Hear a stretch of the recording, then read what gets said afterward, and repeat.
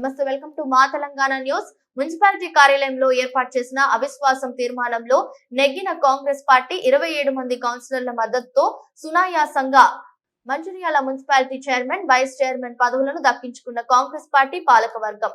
అవిశ్వాస తీర్మానంలో పాల్గొన్న 26 మంది కాంగ్రెస్ పార్టీకి చెందిన కౌన్సిలర్స్, బీజేపీ పార్టీకి చెందిన ఒక కౌన్సిలర్ అవిశ్వాస తీర్మాన నివేదికను మంచిర్యాల జిల్లా కలెక్టర్ బాధావత్ సంతోష్ కు అందించిన స్పెషల్ ఆఫీసర్ రాములు.